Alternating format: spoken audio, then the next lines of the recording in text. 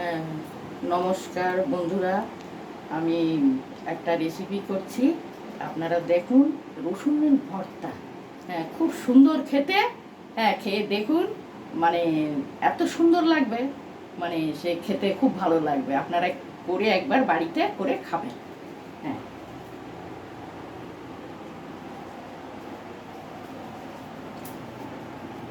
হ্যাঁ, এই যে লঙ্কা ভাজবো, পেঁয়াজ ভাজবো, রসুন ভাজবো, ধনে পাতা দেবো পরে, কাঁচা লঙ্কা পরে দেবো, এগুলো ভাজবো না।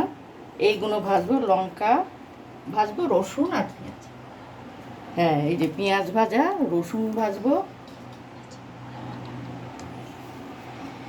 তো এখানে রয়েছে পেঁয়াজ কুচি, লঙ্কা কুচি, ধনেপাতা, রসুন ছাড়িয়ে দেওয়া রয়েছে, লবণ, শুকনো লঙ্কা, আর এটা কি সরষের তেল? হ্যাঁ, সরষের তেল। এই তো আর এই তোমার কাঁচা লঙ্কা আর ধনে পাতা পরে মাখবো, ভাজার পরে।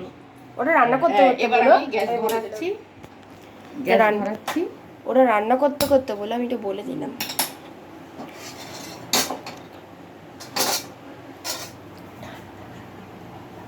হ্যাঁ, ঠান্ডা লাগলে পরে, ঠান্ডা শরীর সর্দি টর্দি লাগলে তখন খেলে খুব ভালো লাগে, গরম গরম ভাতের সঙ্গে খুব ভালো লাগবে। আপনারা করে খেয়ে দেখবেন। আর এই রেসিপিটাতে আলু লাগবে না, কেন কি এখানে তো আলু দেখতে পাচ্ছেন। এটা অন্যর জন্য, আমরা ভাতের সাথে সাইডে খাবো বলে আলুটা আছে, আলুটা কিন্তু এখানে লাগে না। তো ভাববেন না আলু দিচ্ছি। না, আলু লাগবে না। ও রসুন, কাঁচা লঙ্কা, পেঁয়াজ, ধনে পাতা।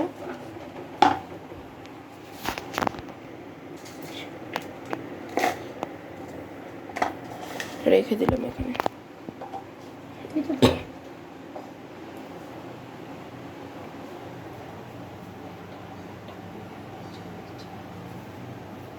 এখনো তেলটা তো গরম হয়নি।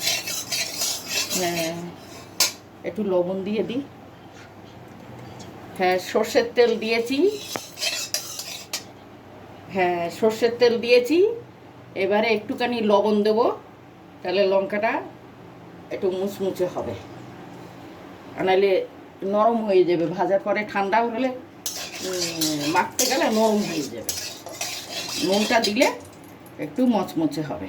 চিনি চালাবো? চিনি চালাবো? চিনি এখন একটু পরে ছাড়লেই হবে। আচ্ছা, ঠিক আছে। কেন এখনো তো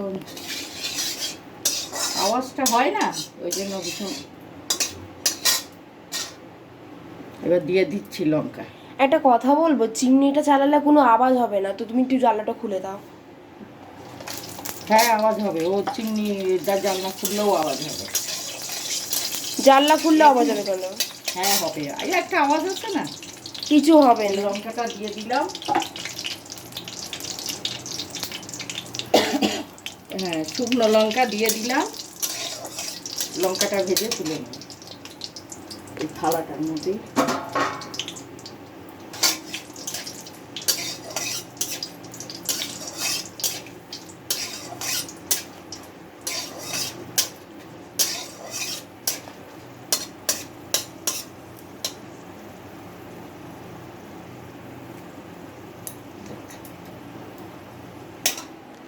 চিমনি চালিয়ে নিলাম, এবার সুইচটা অন করছে।